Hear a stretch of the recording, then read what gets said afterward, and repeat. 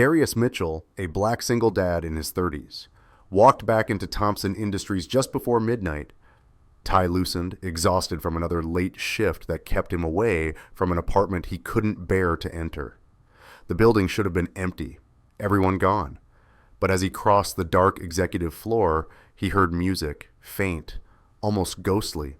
The CEO's office door stood half open. What he saw inside made him freeze. Clare Thompson, the most powerful woman in the company, was doing something no one was ever meant to witness. In that breathless moment of silence, Darius whispered the only words that came. "Let me join." Darius had been working late more often than he cared to admit. It wasn't that Thompson Industries demanded it. The finance department cleared out by 6 most evenings, but going home meant walking into silence, into rooms that still smelled faintly of lavender from candles his wife used to light, the same scent that still clung to the curtains like a memory he couldn't wash out. 3 years since cancer took her, and the apartment still felt like a crime scene he couldn't leave behind. He filed reports that didn't need filing. He reviewed spreadsheets already reviewed. Anything to delay the moment when he'd turn his key in the lock and hear nothing but his own breathing. Tonight had been no different. He told himself he needed to grab a file from his desk, something about quarterly projections that could easily wait until morning. But the truth was simpler and sadder. He just didn't want to go home yet. The building was supposed to be empty. Security made rounds at 11 o'clock, and after that the place became a tomb of glass and steel.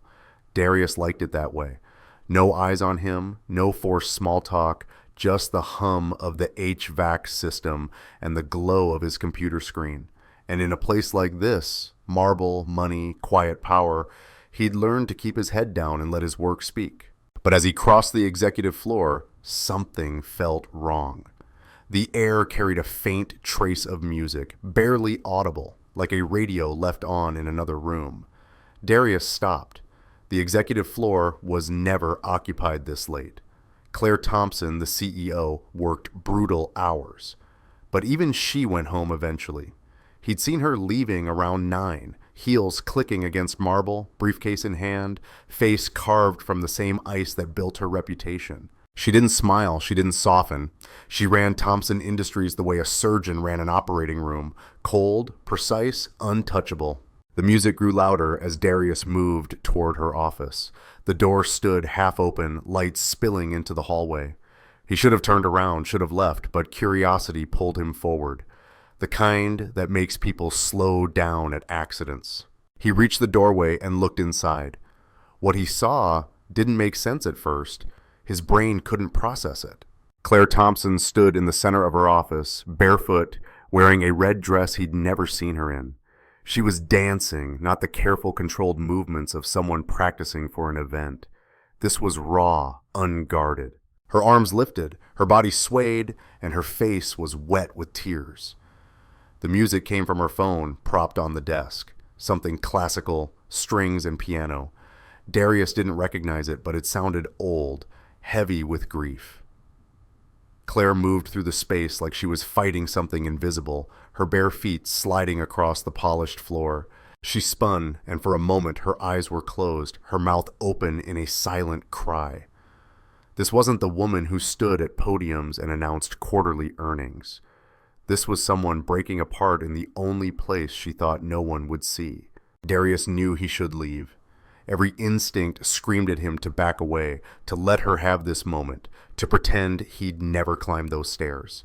But he didn't move. He couldn't, because what he saw in her face was something he recognized. It was the same thing he saw in his own mirror every morning. The look of someone who'd survived something they weren't sure they wanted to survive.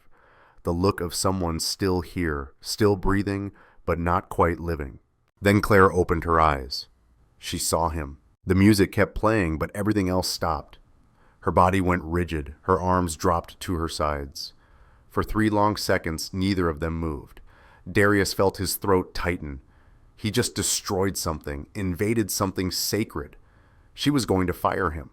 Worse, she was going to look at him the way people looked at voyeurs, at intruders.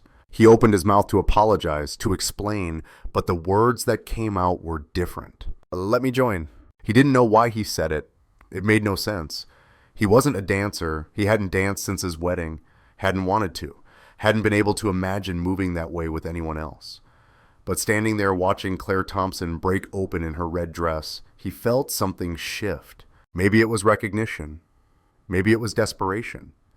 Maybe it was the simple, terrible understanding that they were both drowning in the same dark water, just in different rooms. Claire stared at him. Her face was unreadable now, the mask slipping back into place, but her eyes stayed wet. She didn't wipe them, didn't speak. The music played on, filling the silence between them. Darius thought she was going to tell him to leave, to forget what he'd seen, to never speak of this again. But she didn't. She just stood there barefoot and trembling, looking at him like he was a door she'd been afraid to open. Darius Mitchell wasn't anyone important at Thompson Industries. He worked in finance, mid-level, unremarkable. He filed reports and attended meetings and nodded when senior management spoke. He'd been with the company for 7 years, long enough to know how things worked, long enough to understand the hierarchy. Clare Thompson was at the top, untouchable, unreachable, the kind of person you saw in elevators but never spoke to unless spoken to first. She'd built the company from nothing after her husband died, turned it into something formidable. People respected her, people feared her, no one knew her. But Darius knew loss. He knew what it looked like when someone tried to outrun it. His wife had fought cancer for 2 years, and he'd watched her fade in increments, watched her become someone else, someone smaller, until the day she wasn't there at all. Everyone told him time would help, that he'd heal, that he'd move on. But 3 years later, he was still here, still working late, still avoiding home, still pretending he had a reason to keep going. His daughter Maya stayed with his sister most weeks. He told himself it was easier that way. Told himself she needed stability, routine, things he couldn't provide. The truth was, he didn't know how to be her father anymore. Didn't know how to be anyone's anything. Clare Thompson had lost her husband and daughter 5 years ago. Darius knew that much. Everyone did. It had been in the news. A car accident. Icy roads. 2 lives gone in an instant. She'd taken a month off, then returned with a face that showed nothing. She never mentioned them, never faltered. She worked harder than anyone, longer than anyone, and built a wall so high no one dared try to climb it until tonight.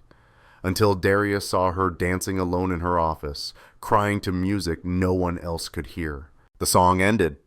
The office fell silent. Claire reached over and stopped the music. She looked at Darius, really looked at him, and something in her expression cracked. Not much, just enough. She didn't say yes.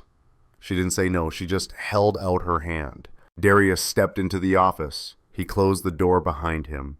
And in that moment, the boundary between CEO and employee, between stranger and stranger, shattered completely. They didn't speak at first. Claire's hand stayed extended, and Darius took it. Her fingers were cold, trembling slightly. He expected her to pull away, to change her mind, but she didn't.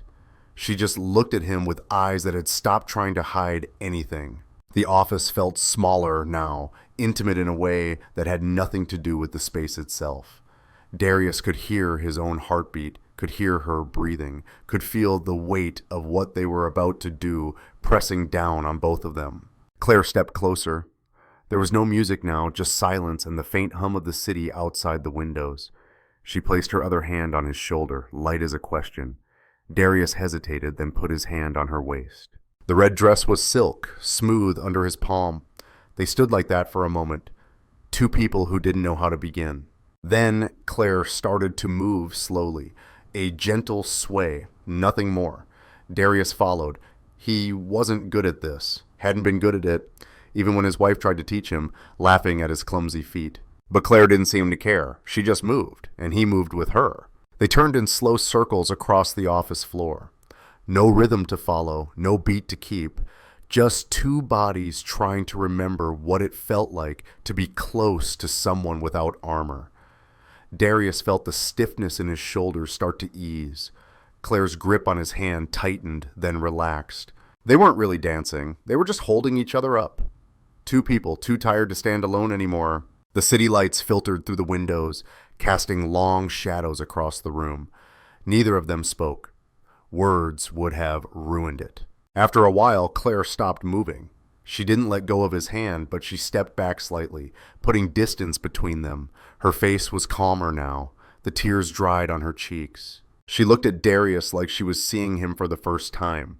Really seeing him not just as an employee or a stranger, but as someone who understood. Darius wanted to say something, wanted to explain why he'd walked into her office, why he'd asked to join her, why he couldn't seem to leave, but the words didn't come. Claire spoke first. Her voice was quiet, almost fragile. She said, "My husband loved to dance." Darius didn't know what to say to that, so he just nodded. Claire looked down at their joined hands, her thumb tracing a small circle against his palm.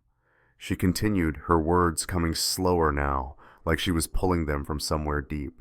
She told him about the accident, how it happened 5 years ago on a winter night, how her husband had been driving their daughter home from a recital, how the roads were icy, how another car ran a red light, how they were both gone before the ambulance even arrived. She said it all in a flat, measured tone, the way someone might read a weather report. No emotion, no tears, just facts. Darius listened. He didn't interrupt, didn't offer empty condolences. He just stood there holding her hand, letting her speak. When she finished, the silence returned, heavier this time. Claire looked up at him, and for the first time since he'd met her, she looked small, vulnerable, like the armor she wore every day had finally become too heavy to carry. Darius felt his throat tighten. He knew he should say something about his own loss, about his wife, about the 3 years he'd spent trying to outrun grief. But the words felt inadequate, cheap. Instead, he said, "She made me promise something before she died." Claire's eyes stayed on him, waiting. Darius swallowed hard. He hadn't talked about this with anyone, not his sister, not his friends, not even himself, really. But standing here in this office with this woman who just opened herself to him, he felt the need to say it out loud. He told Claire about his wife's last days, how weak she'd become, how the cancer had taken everything from her except her voice, how she'd held his hand in that hospital bed and made him promise not to stop living when she was gone. "Don't just exist," she'd said. "Don't just go through the motions. Live." Darius's voice cracked on the last word. He looked away, embarrassed. Claire squeezed his hand. She didn't say it was okay, didn't tell him everything would be fine. She just held on. They stood like that for a long time. Two people bound together by the same kind of sorrow, the same kind of failure. Because Darius had broken his promise. He knew it. He'd been existing for 3 years, not living, going to work, coming home, avoiding his daughter, avoiding himself. And Claire had done the same. Built a company, worked endless hours, became untouchable. Neither of them had been living. They'd been hiding. Claire finally let go of his hand. She walked over to her desk and sat on the edge, her bare feet dangling above the floor. She looked exhausted, drained, but there was something else in her expression now, something like relief. Darius stayed where he was, unsure if he should leave or stay. Claire answered the question for him. She told him to sit, so he did. He pulled a chair over and sat across from her, the distance between them small but significant. They talked for hours after that, not about work, not about the company, just about life, about grief, about the weight of being the one who survived. Claire told him about her daughter, about how she used to spin in circles until she got dizzy, about how she'd wanted to be a dancer when she grew up. Darius told her about Maya, about how he barely saw her anymore, about how guilty he felt every time his sister brought her by, and he couldn't find the energy to be the father she deserved. They traded stories like people trade confessions, each one heavier than the last. At some point, Claire asked him why he'd come back to the office tonight. Darius didn't lie. He told her the truth, that he couldn't stand being home, that the apartment felt like a tomb, that work was the only place where he didn't have to think about everything he'd lost. Claire nodded. She understood. She said she did the same thing. Worked late, stayed longer than anyone else because the office was the only place where she could control something, where she could pretend she still had power over her own life. Darius asked her about the dancing, why she did it, why alone, why in secret. Claire looked down at her hands. She said it was the only time she let herself feel anything, the only time she allowed the grief to surface. During the day, she had to be strong, had to be the CEO, had to be the woman everyone expected her to be. But at night, in that empty office, she could put on a dress and remember what it felt like to be human, to be broken, to be anything other than perfect. The conversation eventually ran out of steam. They sat in silence again, but it wasn't uncomfortable. It felt earned. Darius looked at the clock on Claire's desk. It was past 2 in the morning. He should have left hours ago, should have gone home. But he didn't want to, and judging by the way Claire was looking at him, she didn't want him to either. Something had shifted between them, something fragile and dangerous. They both felt it. Darius stood up. He told Claire he should go. She didn't argue. She just walked him to the door, still barefoot, still wearing the red dress. At the threshold, she stopped him. She said his name, and he turned. For a moment, he thought she was going to say something important, something that would change everything. But she didn't. She just looked at him, her expression soft, almost vulnerable. Then she said, "Thank you." Darius didn't know what she was thanking him for staying, for listening, for not running away when he saw her at her weakest, maybe all of it. He nodded, then he left. As he walked down the hallway, he heard her door close behind him. The sound echoed through the empty building. Darius took the elevator down, stepped out into the cold night air, and realized he didn't feel as heavy as he had when he'd arrived. Something had changed. He wasn't sure what, but for the first time in 3 years, he felt like he'd actually been present for something, like he'd actually been alive. The next few weeks were strange. Darius and Claire didn't talk about that night. Not at work, not in meetings, not in passing. They acted like nothing had happened, but something had. Darius could feel it every time their eyes met across a conference room. Every time they passed each other in the hallway, there was a current between them now, a shared secret. And it terrified him. He started leaving work on time, going home, spending time with Maya when his sister brought her over. It wasn't perfect. He still felt lost most days, but he was trying, and that was more than he'd done in years. He didn't know if it was because of Claire or because of what she'd said to him that night. Maybe both. Maybe neither. But something had shifted. He wasn't just going through the motions anymore. He was trying to live. Then one evening, Darius found a note on his desk. It was handwritten, brief, just an address and a time, no name. But he knew who it was from. His hands shook as he read it.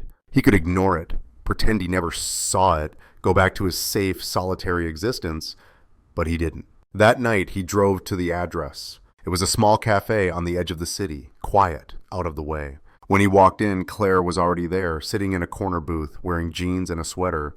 He'd never seen her in anything but business attire. She looked different, softer, more real. They met like that a few more times over the following weeks, always in quiet places, always away from the office. They talked about everything and nothing, about books they'd read, movies they'd seen, memories they'd buried. It felt dangerous.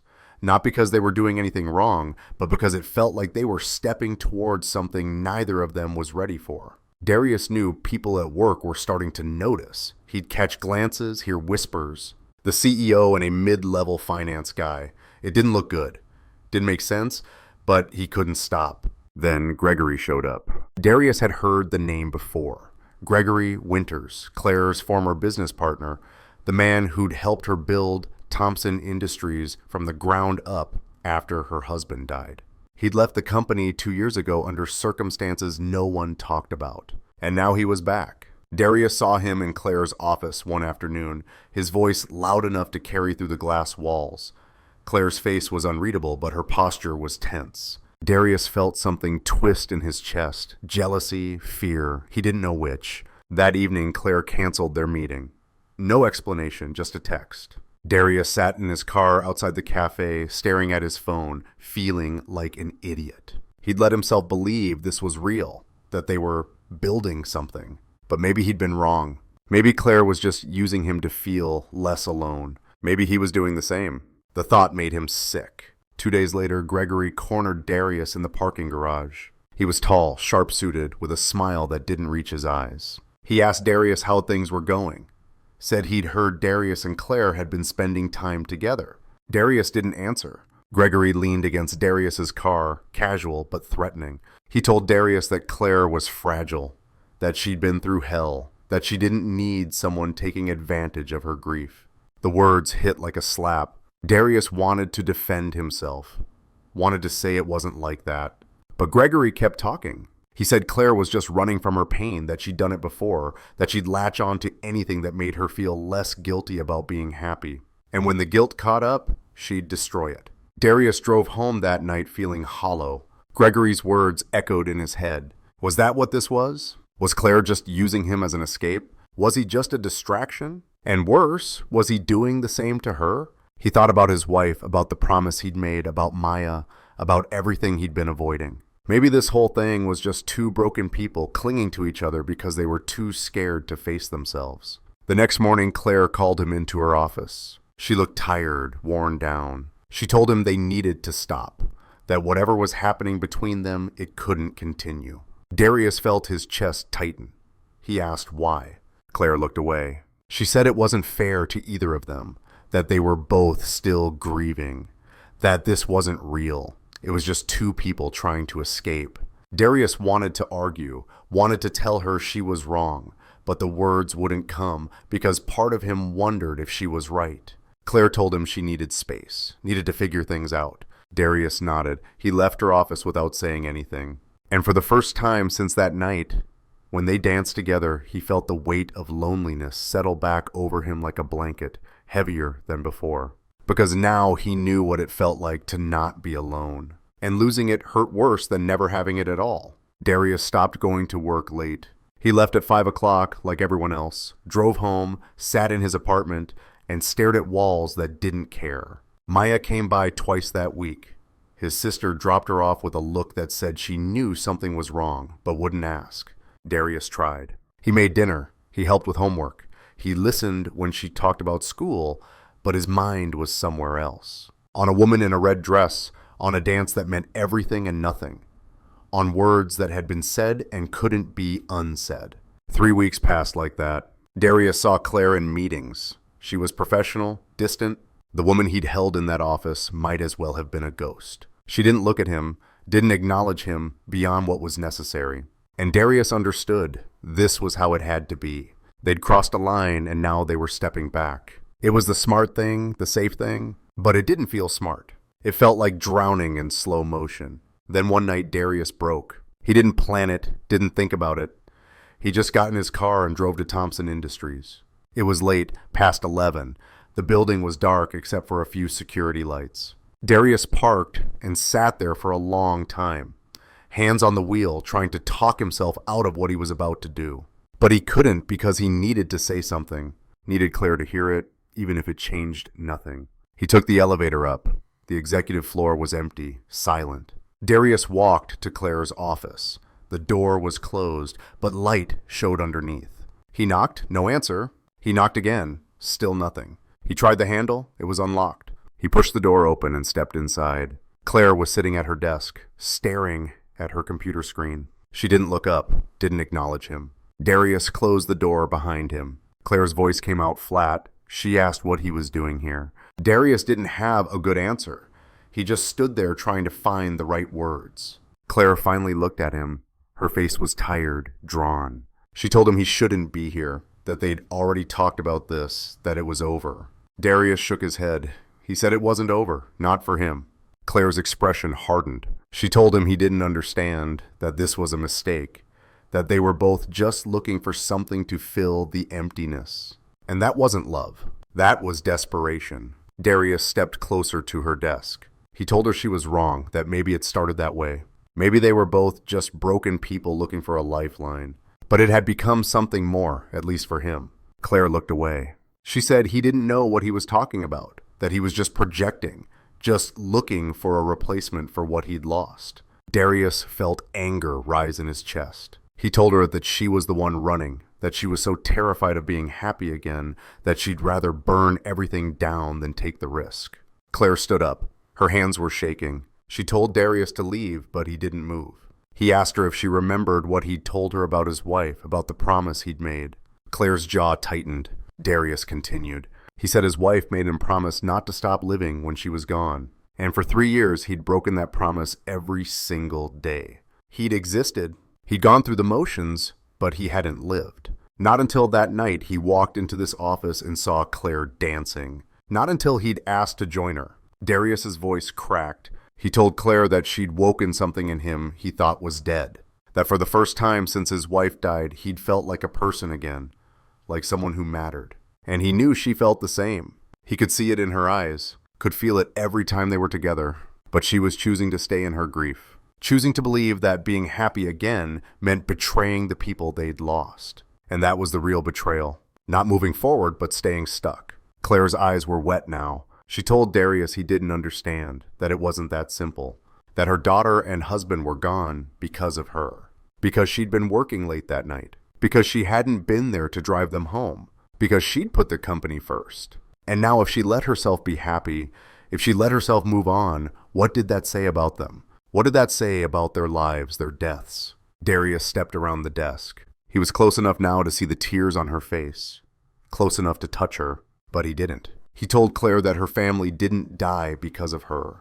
They died because of ice and bad timing and a driver who ran a red light. And carrying that guilt wouldn't bring them back. It would just destroy her. He asked her what she thought they would want. If they could see her now, working herself to death, refusing to let anyone in, dancing alone in empty offices. Would they want that? Or would they want her to live, to be happy, to remember them without being crushed by the weight of remembering?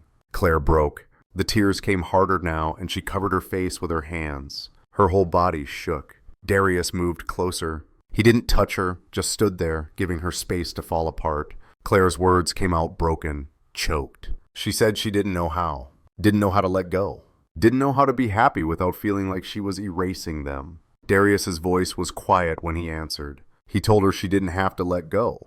She just had to make room for something else, for someone else, for herself. Claire looked up at him. Her face was raw, open. She asked him if he really believed that, if he really thought they could do this without destroying each other. Darius didn't lie. He said he didn't know, but he knew that being without her felt worse than any risk, that he'd rather take the chance and fail than spend the rest of his life wondering what could have been.